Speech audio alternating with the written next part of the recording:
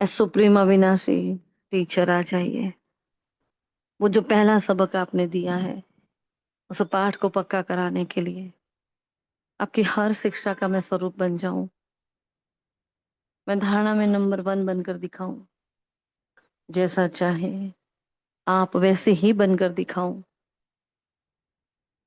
अचानक और ever ready का पाठ पक्का करके दिखाऊं बाबा। ऐसे सर्वोच्च शिक्षाओं के लिए आ जाइए बाबा। वो आ रहे नीचे की ओर, बैठ जाते हैं हमारे सन्मुख। कितना भोला, कितना मीठा बाबा। एक आवाज मात्र से सन्मुख आ गया है। देख रही हूं मैं, मम्मा और बाबा, दो अव्यक्त फरिश्ते हैं, मुझे भी अव्यक्त फरिश्ता बना रहे हैं। दोनों के वरदानी हाथ मेरे मस्तक पर, हर प्रकार के व्यर्थ को मेरे भीतर से खींच रहे हैं। शुक्रिया मीठे बाबा, शुक्रिया आप सभी फरिश्तों का। ओम शांति, ओम शांति, ओम शांति। Good morning, godly morning all of you. आज 23 जून 2025 के महावाक्य है। आज बाबा कौन सा पाठ पक्का करा रहे हैं? बाबा आज हमारा पहला वाला पाठ पक्का करा रहे हैं, है ना। आत्मा अभिमानी होकर बैठने का कह रहे हैं। 2-3 दिन पहले बाबा ने बोला था ना, बच्चे आत्मा अभिमानी होकर बैठोगे तो बाप का प्यार मिलेगा, है ना। तो अगर बाप का प्यार लेना है तो आत्मा अभिमानी होकर बैठो। ये महावाक्य थे 20 तारीख के, ना। आज बाबा वही बात दोहरा रहे हैं कि अगर आत्मा अभिमानी है ना, अगर आत्मा अभिमानी है तो ही क्या होगा। तो जो जो भी हम इसके ऊपर चिंतन चला सके तो बाबा की याद रहेगी। अगर बाबा की याद रहेगी तो प्यार मिलेगा। अगर बाबा की याद रहेगी तो टचिंग होगा। अगर बाबा की याद रहेगी तो विकर्म विनाश होंगे। तो याद के तो हजारों फायदे हैं जो हम सबको पता है, इसलिए हम उसकी डेप्थ में नहीं जा रहे हैं। लेकिन आज की मुरली का ये सार रहेगा कि हमें इस पाठ को बहुत बहुत पक्का करना है, क्योंकि भगवान ने इतना ज्ञान दिया है, इतना ज्ञान दिया है, मतलब अव्यक्त वाणियों में इतनी गहराई दी है। और उतनी गहराई के बाद भी एक मोती जो बाबा ने सबको दिया है कि बस आत्मा समझकर मुझे याद करो, तो भी सब कुछ आ जाता है उसमें, है ना। अगर बहुत डेप्थ में नहीं जा रहे हो लेकिन कुछ नहीं करो पूरा दिन, बस मैं आत्मा हूँ, मेरे सामने आत्मा है। एक बाबा ने एक वाणी में कहा था ना, हमने उस पर प्रैक्टिस भी की थी कि बस मैं एक बिंदी लगाई और कमाई हो गई। तो बस आज भी यही पुरुषार्थ करना है, बस बिंदी लगाते जाओ, इधर लगाओ, सामने वालों को लगाओ और कमाई करते जाओ। हाँ, तो देखते हैं आज के महावाक्य। आज बाबा कह रहे हैं, मीठे बच्चे, जो हुक्म मेरे प्यारे मीठे बाप दादा, तुम्हारा पहला पहला सबक है, मैं आत्मा हूँ, शरीर नहीं हूँ। आत्मा अभिमानी होकर रहो तो बाप की याद रहेगी। आज का प्रश्न, तुम बच्चों के पास कौन सा गुप्त खजाना है जो मनुष्य के पास नहीं है? तो सबसे पहला खजाना ही जब बाबा आता है हमें, तो कौन सा मिलता है? हमें ज्ञान मिलता है भगवान का, है ना।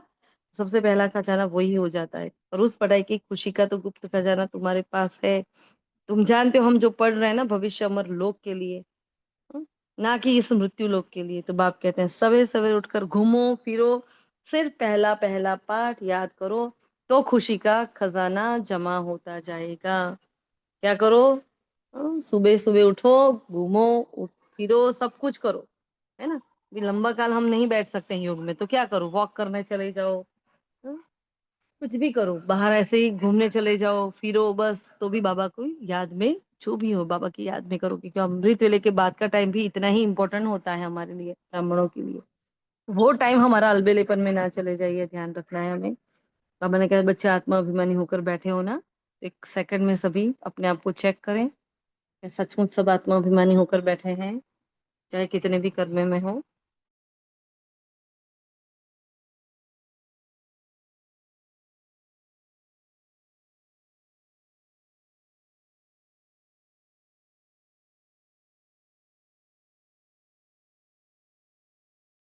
ओम शांति।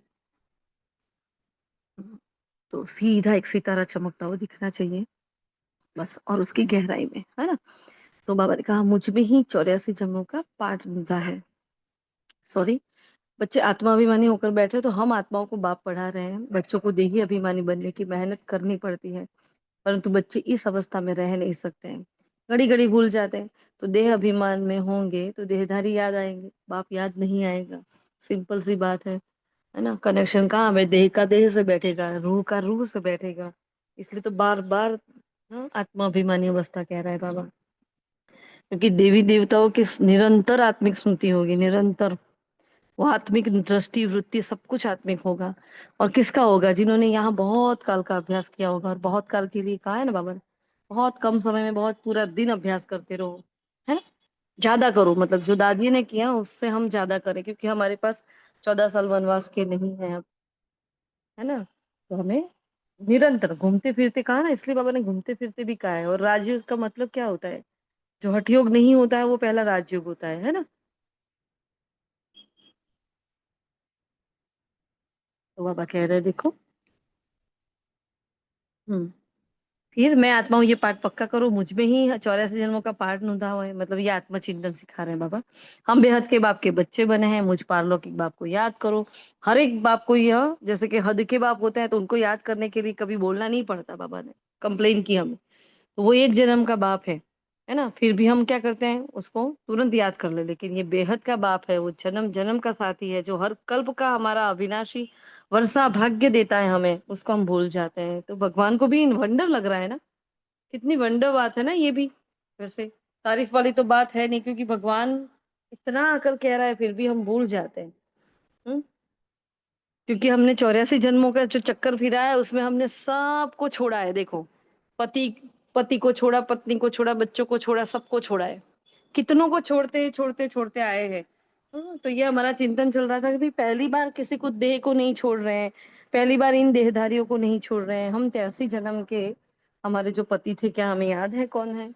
पति थे, पत्नी थे, बेटा था, भाई बहन था, किसी को याद है क्या कौन है? नहीं होता।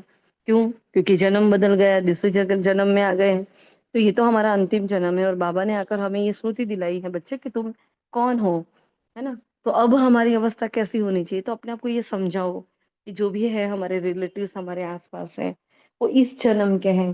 तो जैसे मैंने 83 जन्मों को भुला दिया है ना, मुझे किसी की याद नहीं है कौन था, कैसा था, क्या था, कुछ भी याद नहीं है। ऐसे मुझे इसको भी भुला देना है, नथिंग न्यू। तो हमें ये संकल्प बहुत अच्छा अपने लिए लगा कि हाँ ऐसा है ना।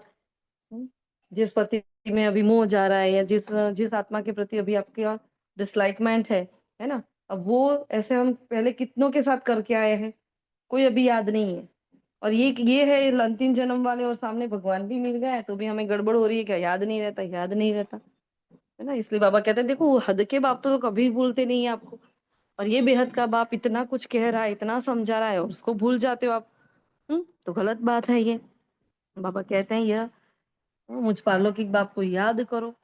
ये समझा रहे हैं हम आत्मा के बाप, जिनको सारी दुनिया याद कर रही है। इस मृत्यु लोक में अब रहना नहीं है, यहाँ बैठे भी पहले क्या करो, आत्मा समझकर बाबा को याद करो,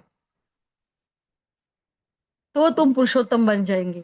और मनुष्य कुछ भी ये सब कुछ जानते नहीं है। इतनी सारी बातें जो हम जानते हैं ना, कोई भी मनुष्य नहीं जानता है। तो जिन आत्माओं को बाप पढ़ाते हैं, वो क्या करते हैं, वही जानते हैं, और न जाने कोई। यह है रूहानी स्पिरिचुअल नॉलेज। ये नॉलेज क्या है? रूहानी स्पिरिचुअल नॉलेज, है ना। हम आपको अभी पूछेंगे क्या होमवर्क है ना, सभी अपने हिसाब से होमवर्क तैयार करके रखना कि आज क्या लेना है।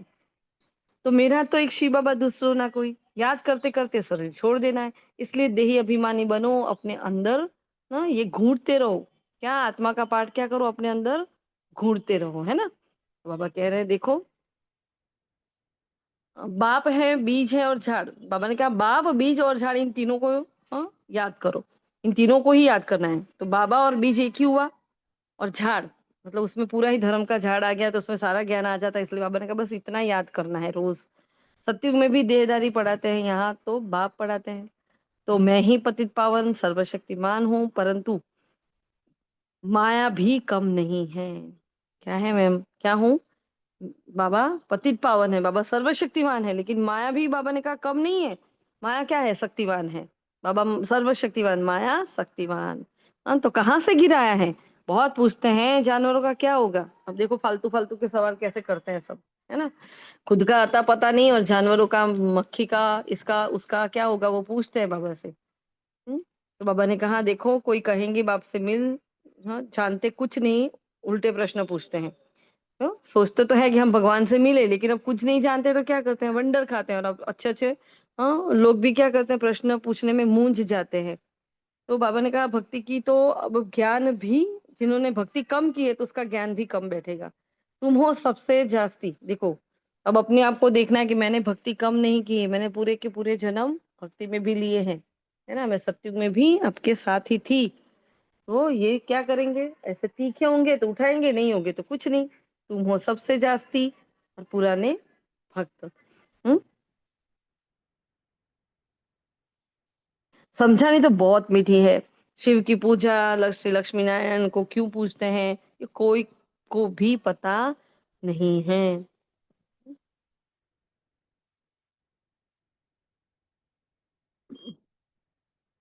फिर बाबा ने जो एक बात बताई है जगन्नाथ में और श्रीनाथ द्वारे की बात बाबा ने बताई है। तो दोनों में फर्क क्या है, कौन बताएगा। जगन्नाथ और श्रीनाथ द्वारे के लिए बाबा ने बताया है, तो क्या फर्क है बताएं दोनों का, उनका आध्यात्मिक रहस्य क्या है। ओम शांति। श्रीनाथ जी सतयुग के देवता हैं और जगन्नाथ जी कलयुग के देवता हैं। वहां पर चावल का प्रसाद होता है और यहाँ पर घी का प्रसाद होता है, घी के कुएं होते हैं। ये समृद्ध है, सतयुगी है इसलिए। ओम शांति।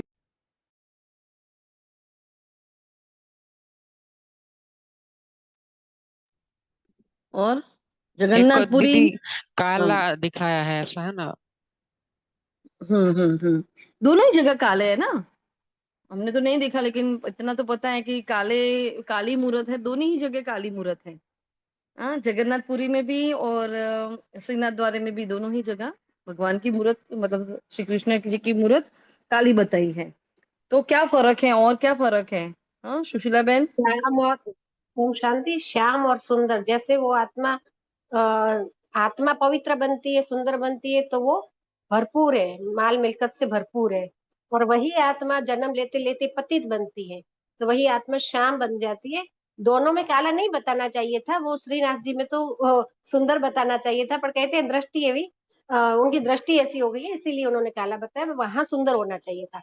और जगन्नाथ में वो आत्मा पतित बनी गई, सॉरी, वो आत्मा जन्म लेते लेते वो पतित बन गई है लास्ट में। तो वो इसीलिए वहां गरीबी का, इसीलिए वो गरीबी की निशानी है, पतित आत्मा है। और तमो प्रधान होने के कारण तो वहां चावल का ही भोग लगाते हैं। बिल्कुल है ना, ये चावल ही अकेले, और इस चावल में भी पता है ना चार पार्ट करते हैं। जैसे सतयुग, त्रेता, द्वापर, कलयुग, ऐसे हमारे सृष्टि चक्र के जैसे चार पार्ट है ना, तो उसमें भी चार भाग किए जाते हैं पहले। हमें पता नहीं, लेकिन बाबा ने एक बार मुरली, बाबा ने कई बार ये सब बातें मुरली में बताई हुई हैं। तो देखो भक्ति के लिए बाबा ने आज काफी सब कुछ भक्ति से कंपेयर करके पूरी मुरली चलाई हुई है। और पाठ बाबा पक्का करा रहे हैं आत्मा का। हाँ, और भक्ति समझा रहे हैं और ज्ञान भी समझा रहे हैं हमें साथ साथ में, कि भक्ति में ये है, ज्ञान में ये है। इसलिए बहुत इंपॉर्टेंट ये पॉइंट लगा हमें, है ना, कि दोनों ही है तो काले, लेकिन जगन्नाथ, श्री लक्ष्मी नारायण, हाँ, श्री राधे कृष्ण, ये सब कौन है किसी को कुछ भी पता नहीं है। अब क्यों वहां इतने माल चढ़ाए जा रहे हैं, 56 भोग लगाए जा रहे हैं, एक हाँ है एक ही दोनों। और एक मंदिर में क्यों सिर्फ चावल चढ़ाए जा रही है, ये भी बेचारों किसी को पता नहीं है। तो हमें ये क्या करना है, ये भाव, हाँ, ये भेद हमें स्पष्ट क्लियर करना होगा उनके सामने। फिर बाबा ने कहा, बाबा को बच्चे कहते, बाबा हम 5,000 वर्ष पहले भी ऐसे ही बने थे। हाँ, तो शास्त्रों की सारी बातों में क्या होता है, गपोड़े होते हैं। तो शास्त्रों में क्या क्या लिख दिया है बाबा कहते हैं, वो सारी की सारी बातें क्या है, गपोड़े हैं, है ना।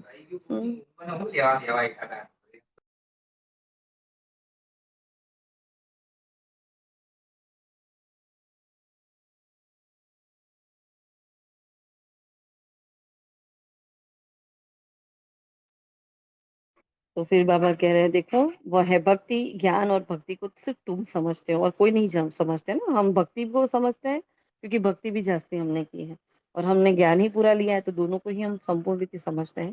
बाबा ने कहा आदि देव भी ब्राह्मण ही था, है ना, और देवता नहीं कहेंगे। तो तुमने सर्विस की है तब तो तुम्हारा गायन है। तुम्हारे पर बृहस्पति की दशा बैठती है अभी। फिर स्वर्ग का मालिक बनना माना बृहस्पति की दशा बैठना। बृहस्पति की दशा मतलब हम स्वर्ग के मालिक बनते हैं। तो बार बार बाबा कहते हैं, पहले पहले अल्फ को याद करो। और किसी को दुख नहीं दो, दैवी गुण धारण करो, है ना। आत्मा में जो खाद पड़ी है उसको याद से निकालो, है ना। ये सारी बातें रोज बाबा हमें समझा रहे हैं। फिर आगे कह रहे हैं बाबा, संगम पर तुम बच्चे अभी पुरुषोत्तम बनते हो, तुम्हारे पर बृहस्पति की दशा अविनाशी है। कौन सी है? अविनाशी। तब तुम अमरपुरी के मालिक बनते हो। भगवान तुमको पढ़ा रहे हैं मनुष्य से देवता बनाने के लिए। स्वर्ग के मालिक बनने को बृहस्पति की दशा कहा जाता है। तुम स्वर्ग अमरपुरी में तो जरूर जाएंगे। देखो, अमरपुरी में तो जरूर जाएंगे, भगवान हमें निश्चय दिला रहा है ना। बाकी पढ़ाई में दशाएं नीचे ऊपर होती रहती है, याद ही भूल जाती है। बाप ने कहा मुझे याद करो। फिर गीता भगवान शिव भगवान आज क्या है? काम महा शत्रु है। सब पढ़ते हैं बोलते हैं लेकिन फिर भी उसको जानते नहीं है।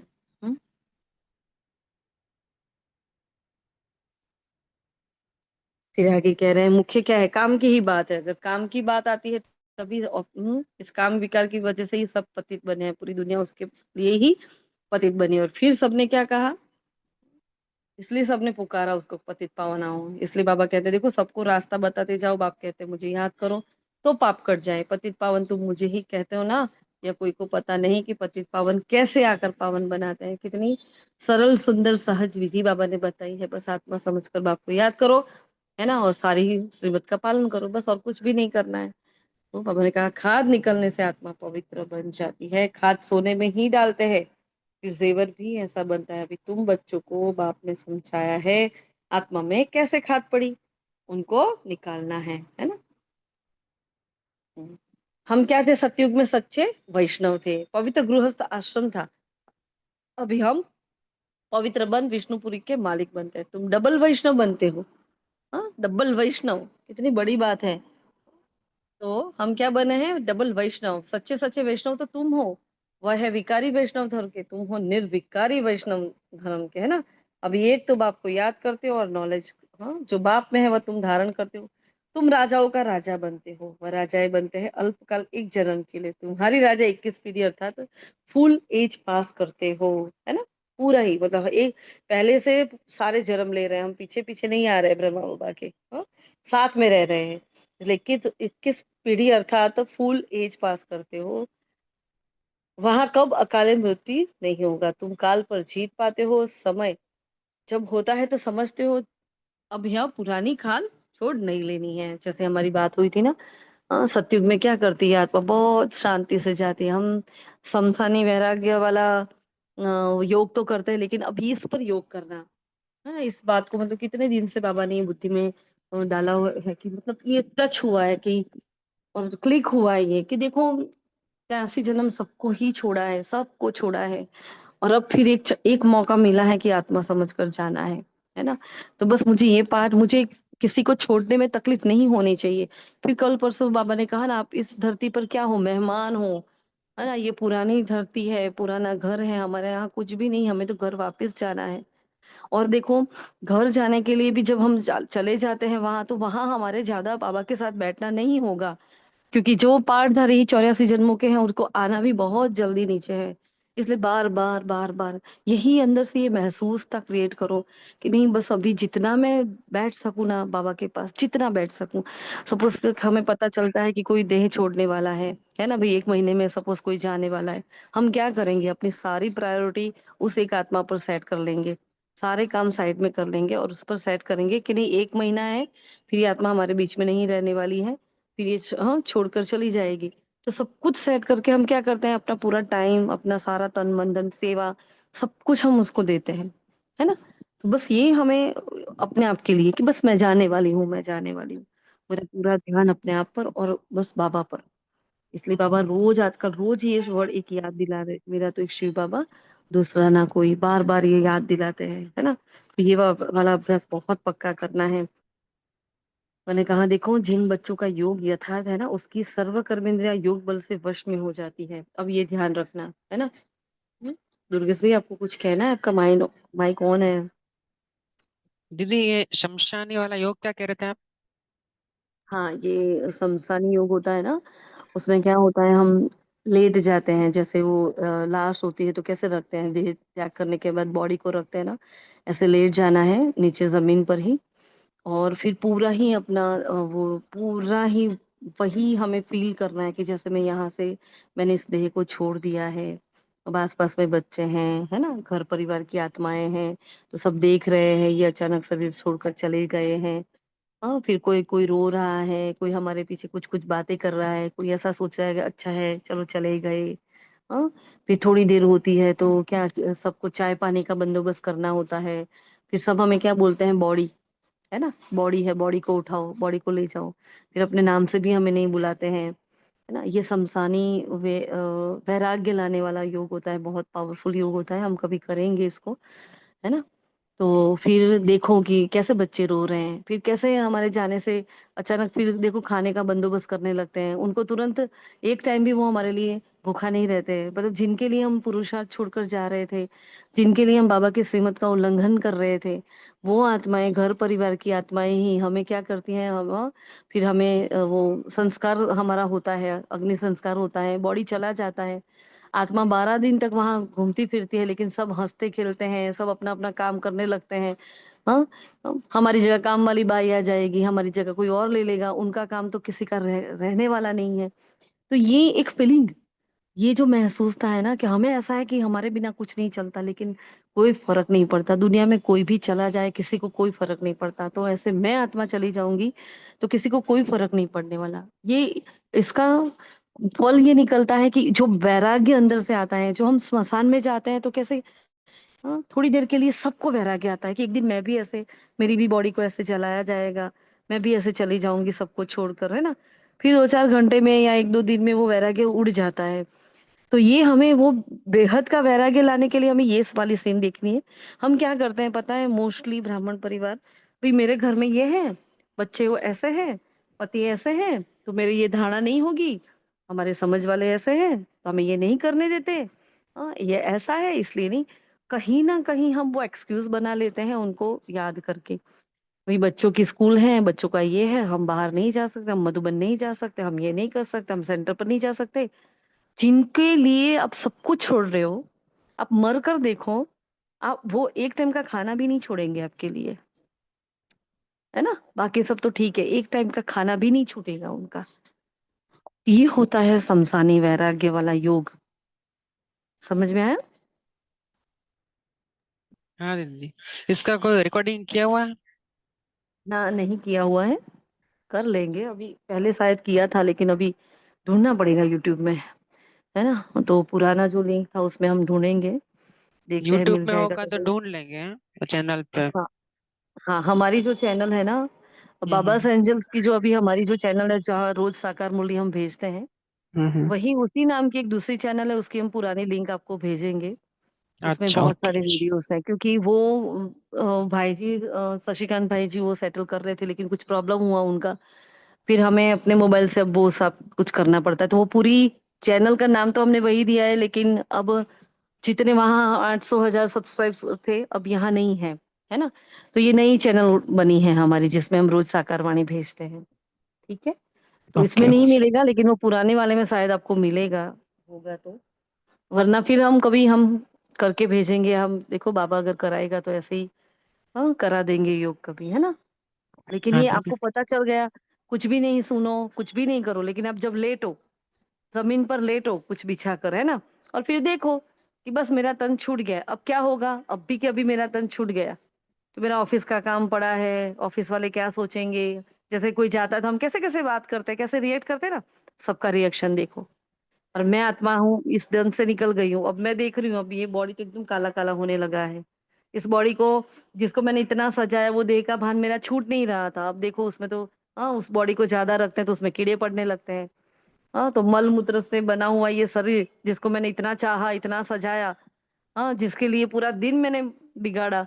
मैं योग नहीं कर रहा था, मैं तपस्या नहीं कर रहा था और मैं इसके पीछे पड़ा था और देखो ये तो छूट गया। और जिन देहधारियों के लिए सब कुछ छोड़ा, वो भी छूट गए। क्या रहा? ठन-ठन गोपाल रहे हैं क्योंकि फिर पुरुषार्थ भी नहीं किया था, तो बाबा के बच्चे भी नहीं बन पाएँगे, गति सद्गति भी नहीं होगी। हुँ? तो वो सारा ही सारा हमें देखना है और रोज़ ही अपना मृत्यु तो देखना है कि बस मैं छो अब ये है शमशानी योग। उसके सिवा एक योग हमने बीच में बताया था, वो क्या करना होता है, रोज अपने आप को देखना है कि मेरी अंतमति सुगति हो रही है। मतलब मैं देह को छोड़ रही हूँ, बाबा मेरे सामने है। मतलब मेरा मृत्यु भी क्या बन जाए, उत्सव बन जाए। रोज अपने आप को ये याद करो, बस मेरा मृत्यु भी क्या बने, उत्सव। क्योंकि हम जो कुछ भी इतना सारा मेहनत, पुरुषार्थ, जुगाड़ जो भी कर रहे हैं ना, एक एक सेकंड के लिए कर रहे हैं, सिर्फ एक सेकंड, मेरी अंतिम सेकंड। उस सेकंड में अगर बाबा हमारे सामने हैं, मैं अपने आप को आत्मा देख रही हूँ, जैसे ब्रह्मा बाबा ने शरीर छोड़ा बिना आवाज किए, चुपचाप, है ना, वो अवस्था में मैं शरीर छोड़ सकूं, उसके लिए मेरा सारा पुरुषार्थ है। इसलिए बाबा आज भी क्या कह रहे हैं, आत्मा का सबक पक्का करो, क्योंकि वही मेन मेन मेन पुरुषार्थ है। इसलिए ज्यादा क्लासेस की, ज्यादा कमेंट्रीज की, है ना, इसकी कमेंट्री सुन ली, उसकी सुन ली, ये कर लिया, उन सब में भी ज्यादा नहीं पढ़ो। जितना हो सके अपने अपने आत्म मंथन से। पूरा ही बताया ना आपको। अब आज ऐसा वाला योग करना, करके देखो, जब भी फ्री हो ना, आधा घंटा एकदम लेट जाओ बिना हिले डुले, और करके देखो। मैं चला गया, बस अब क्या हो रहा है पीछे, कुछ नहीं, कोई फर्क नहीं पड़ता, है ना, कोई फर्क किसी को नहीं पड़ता। इसलिए कभी कोई कारण नहीं देना कि इनकी वजह से ये है, इनकी वजह से मैं नहीं जा रहा हूँ, इनकी वजह से मेरा पुरुषार्थ नहीं हो रहा, ये मेरे मार्ग में बंधन बन रहे हैं, ये मेरे रुकावट नहीं, कोई फर्क नहीं पड़ता किसी को। मतलब वो सारे के सारे कारण है ना हमारे, हमने गांठें बांधे रखी है, बाकी होता कुछ भी नहीं है। हम्म। तो कहीं हमारे ही संकल्प उन आत्माओं के तक जा रहे हैं, तो वो हमें बंधन डाल रही है, ऐसा नहीं, नहीं डाल रही है।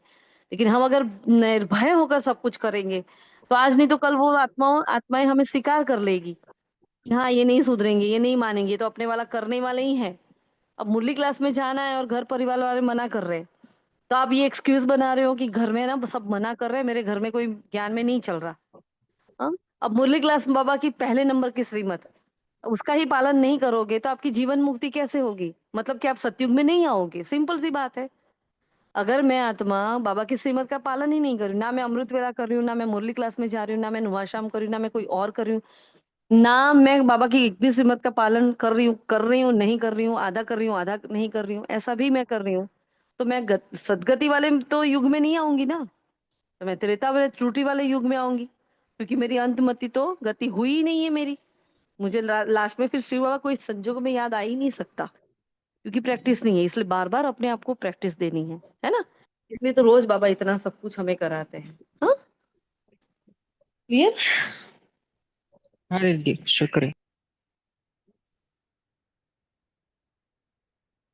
हाँ अनिता बेन, आपका माइक ऑन है, कुछ कहना है क्या आपको?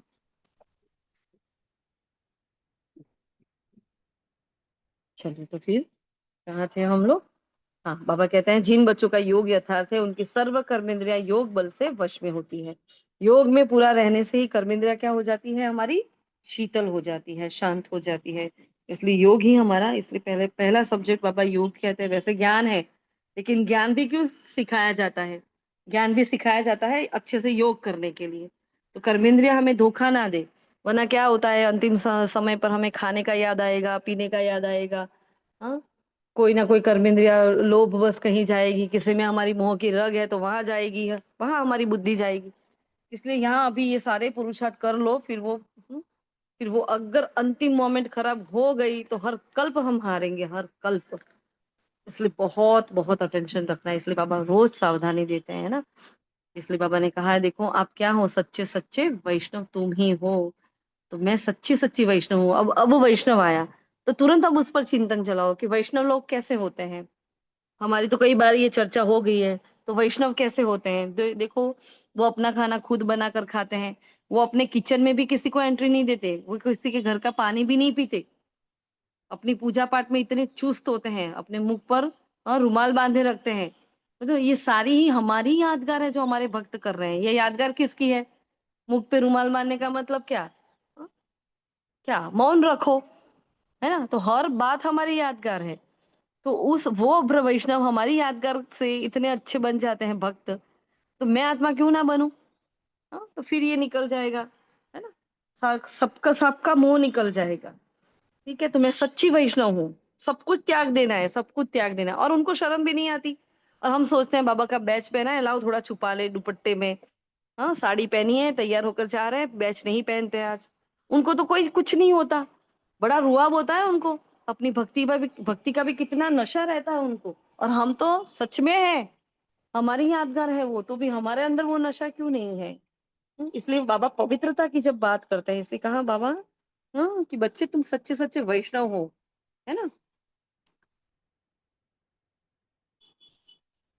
वो है विकारी वैष्णव धर्म के और तुम हो निर्विकारी वैष्णव धर्म के। अभी एक एक तो बाप को याद करते हो, और नॉलेज जो बाप में है वह तुम धारण करते हो। तुम राजाओं का राजा बनते हो।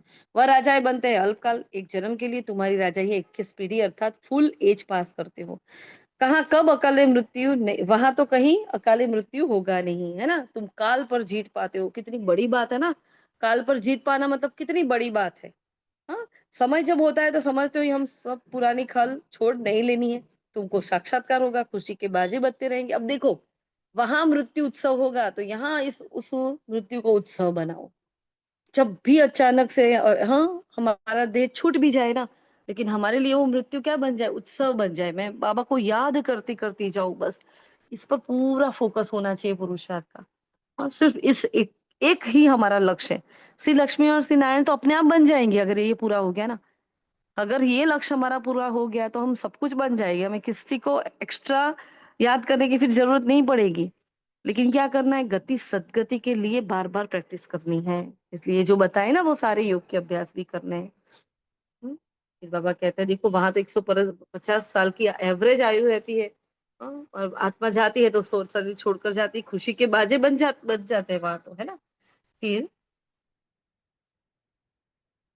तुम बहुत ऊंचते ऊंच पद पाते हो, उनको कहा जाता है वृक्ष बृहस्पति की अविनाशी दशा।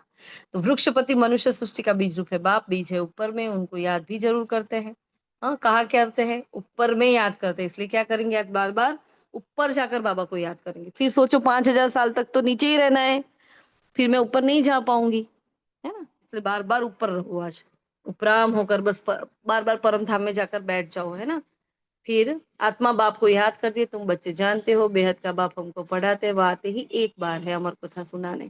तो अमर कथा कहो, सत्यनारायण की करो। हाँ, उस कथा का भी अर्थ नहीं समझते हैं। सत्यनारायण की कथा से नर से नारायण बनते हैं, अमरनाथ से तुम अमर बनते हो। बाबा हर एक बात क्लियर कर समझाते हैं। तो भक्ति को और ज्ञान को साथ में रहते हुए बाबा ने बहुत अच्छे से समझाया है। और एक इम्पोर्टेंट बात जो अभी कही थी क्या है? योग, जिन बच्चों का योग यथार्थ है उनकी कर्मेंद्रियां कैसे होती हैं? योग बल से एकदम वश में हो जाती है। ठीक है, तो मैं आत्मा स्वराज्य अधिकारी, उस पर भी अभ्यास करना है। मेरी है कि कर्मेंद्रिया मेरी ऑर्डर प्रमाण चलती है, इसलिए बार बार क्या करो? कर्मेंद्रियों का चेकिंग करो, कर्मेंद्रियों की दरबार लगाओ बार बार, है ना? फिर मीठा वरदान है, हर खजाने को कार्य में लगाकर पद्मों की कमाई जमा करने वाले पद्मा पदम भाग्यशाली भव। क्या करना है? क्या विधि बताई?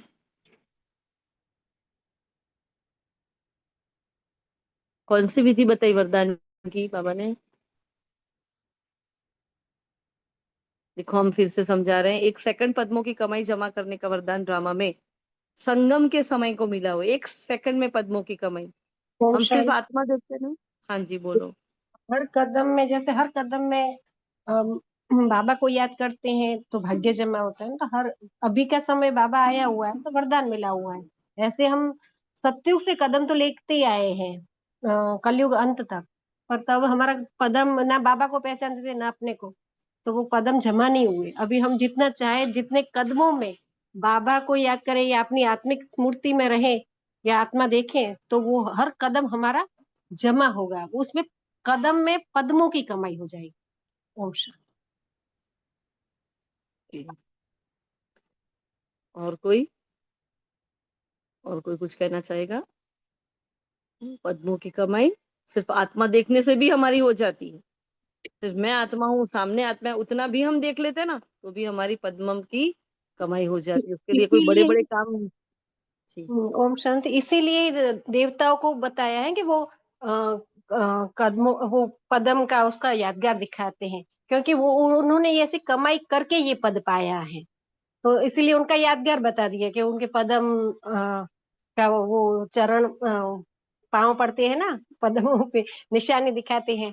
तो उनकी यादगार कदमों इसीलिए की है। पूजा होती है, उनकी हाँ, पादुका जो होती पद्म। है ना। हाँ, उनके कदम होते हैं, उनके चरणों की कई बार कई जगह ऐसा है श्री कृष्ण के सिर्फ पांव दिखाए हैं।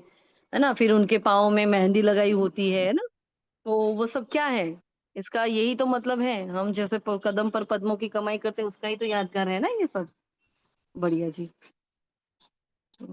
ऐसे पद्मों की कमाई हम कर सकते हैं। बाबा ने कहा हर सेकंड पद्मों की कमाई जमा करने का वरदान ड्रामा में संगम के समय को मिला हुआ है। ऐसे वरदान को स्वयं प्रति जमा करो और औरों के प्रति दान करो। स्वयं के प्रति जमा करो और औरों के प्रति दान करो। ऐसे ही संकल्प के खजाने को, ज्ञान के स्थूल धन रूपी खजाने को कार्य में लगाकर पद्मों की कमाई जमा करो, क्योंकि इस समय स्थूल धन भी ईश्वर अर्थ समर्पण करने के लिए एक नया पैसा, एक रत्न समान वैल्यू का हो जाता है। बोलो कितनी बड़ी बात कह दी बाबा ने, है ना। क्या करो, खजानों को कार्य में लगाओ। हाँ, उससे पद्मों की कमाई होती है। क्यों होती है, तो ये स्थूल धन भी ईश्वर अर्थ अर्पण कर लेते हैं, तो एक नया पैसा क्या हो जाएगा, एक रत्न। अब रत्ना कितना कितना होगा, आजकल के डायमंड देख लो कितने महंगे हैं, और वो तो उससे भी महंगे रत्न होंगे। तो कितना मतलब बाबा इक्का में पदम गुणा करके दे रहा है, देखो, है ना। तो इन सर्व खजानों को स्वयं के प्रति व सेवा के प्रति कार्य में लगाओ, तो पद्मा पदम भाग्यशाली बन जाएंगे। स्लोगन है, जहाँ दिल का स्नेह है वहां सबका सहयोग सहज प्राप्त है। अगर दिल से स्नेह करते हैं ना, सिर्फ मैं बाबा की, बाबा मेरा, अपने आप हमारे वाइब्रेशन इतने पावरफुल होते हैं, आत्माएं आकर्षित होती है, अपने आप सबका सहयोग बहुत सहजता से प्राप्त हो जाता है। फिर अव्यक्त इशारा है, अब ऐसे ट्रांसपेरेंट मतलब पारदर्शी हो जाओ, जो आपके शरीर के अंदर आत्मा विराजमान है वो स्पष्ट सभी को दिखाई दे। किसको दिखाई दे, सबको। इतना पावरफुल अभ्यास चाहिएगा, तब जाके ये वाली अवस्था हम प्राप्त करेंगे, है ना। आपका आत्मिक स्वरूप उन्हों को अपने आत्मिक स्वरूप का साक्षात्कार कराए। मतलब मैं आत्मा, जब अपने आप को आत्मा देख रही हूँ, मेरे सामने कोई आत्मा है, मुझे देखकर वो भी अपने आप को आत्मा समझने लगे, इतनी पावरफुल, हाँ, अवस्था। इसको ही कहते हैं अव्यक्त आत्मिक स्थिति का अनुभव। कौन सा, अव्यक्त व आत्मिक स्थिति का अनुभव। ठीक है जी। शुक्रिया मीठे बाबा का, और आप सभी का भी। बाबा का याद प्यार ले लेते हैं। मीठे मीठे सिकिलते बच्चों प्रति माता पिता बाप दादा का याद प्यार और गुड मॉर्निंग। रूहानी बाप की रूहानी बच्चों को नमस्ते। हम सब रूहानी बच्चों की रूहानी बाप दादा को याद प्यार, गुड मॉर्निंग और नमस्ते। सदा रहेंगे हंसते, बनेंगे फरिश्ते, चलेंगे परम धाम। मीठे बाबा का दिल से शुक्रिया। आप सभी फरिश्तों का भी दिल से शुक्रिया। ओम शांति। किसी को कुछ कहना है, कुछ पूछना है, कुछ शेयर करना है?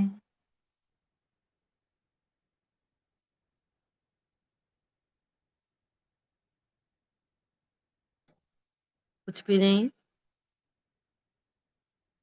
अच्छा, चलिए।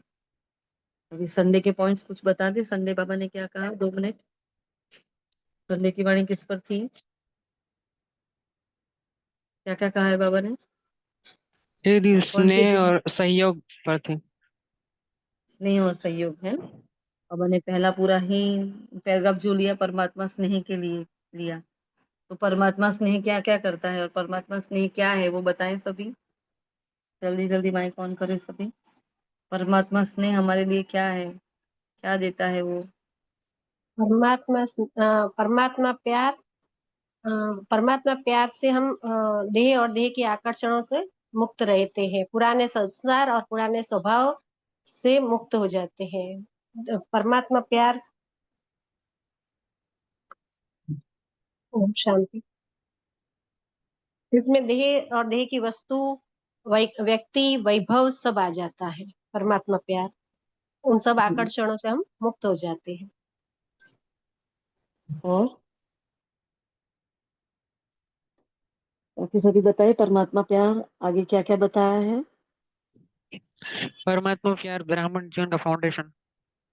राइट, आधार है, फाउंडेशन है, और हम्म जीवदान है हमारे लिए, है ना। क्या है वो? बहुत, हाँ, नीरस जीवन है। अगर प्यार नहीं, परमात्मा प्यार नहीं, तो नीरस जीवन है। जीवन नीरस है, कि वो हमारा जीवदान है। मरने वाले थे हम तो, है ना। हम बिल्कुल मरने वाले थे, लेकिन बाबा ने क्या किया, अपना हाथ दिया, अपने हाथों में हमें चुन लिया और हमें इतना प्यार दिया हमारे जीवन को, मतलब कहते हैं ना जान में जान आ गई। तो हमारी जान में परमात्मा की जान आ गई, मतलब बाबा हमारा हो गया तो सब कुछ मिल गया, जीवदान मिल गया। अगर प्यार का अनुभव कम है तो क्या है, प्यार के बिना तो जीवन बिल्कुल भी रमणीक नहीं है, सूखा हो जाता है। देखो, हर आत्मा की प्रेम की प्यास होती है ना, उसको प्यार ही चाहिए होता है, लेकिन वो मिलता नहीं है। इसलिए आत्मा फिर गलत गलत काम करने लगती है, कोई भोजन में चला जाता है, ज्यादा ही ज्यादा भोजन खाता है। हम्म? तो सबकी कहीं ना कहीं फिर वो वृत्तियां जाती हैं, इसलिए परमात्मा प्यार की हमारे अंदर कहीं ना कहीं कमी हो जाती है। हम्म। और बाबा ने कहा, तो परमात्मा आकर्षण और वो प्यार जो होता है, क्या अनुभव कराता है वो, सदा कैसा है, लवलीन।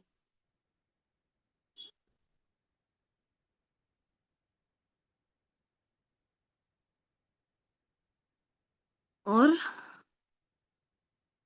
चेकिंग बताया बाबा ने, दो प्रकार के बच्चे होते हैं, एक लवली होते हैं, एक लवलीन होते हैं। तो आप किस में आते हो? तो लवलीन की निशानी बाबा ने क्या बताई थी, लवलीन की निशानी। ओम शांति। वह सदा परमात्मा फरमान में सहज चलती है। वो और मेहनत क्या मुक्त भी रहते रहते हैं। और देहभान से कुर्बान भी रहते हैं।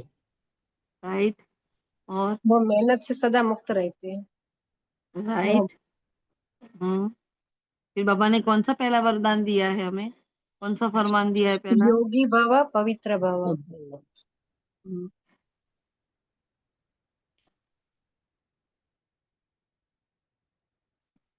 फिर आगे बाबा ने क्या कहा, परसेंटेज देखी बाबा ने हम सबकी, है ना, कि 63 जन्म तो बहुत हमने मेहनत की, अब अलौकिक जन्म में मेहनत से मुक्त हो अतीन्द्रिय सुख की मौज बनाने का ये समय है।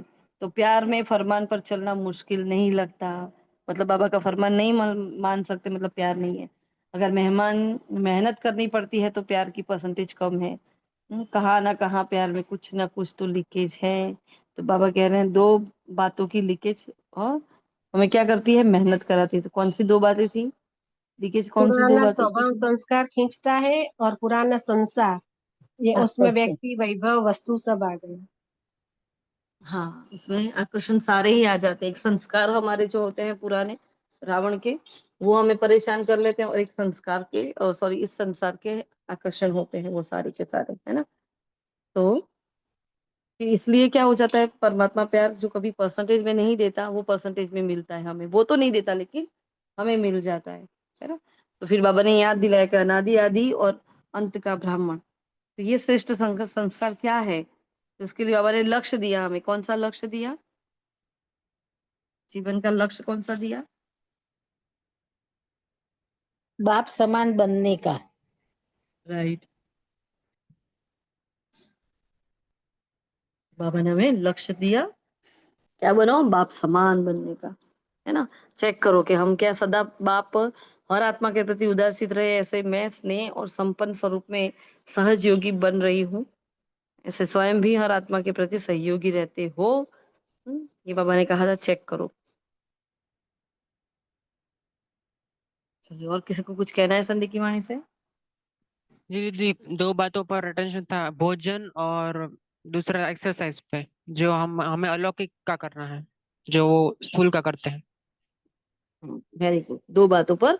अब मैंने कहा बाहर वाली दुनिया भी इन दोनों बातों पर बहुत अटेंशन देती है, तो आपको भी देना है। तो क्या करना है, क्या क्या देना है, एक्सरसाइज कौन सी करनी है भाई जी, एक्सरसाइज कौन सी करेंगे और भोजन कौन सा, बोलो, आप ही उत्तर जी, दो अभी।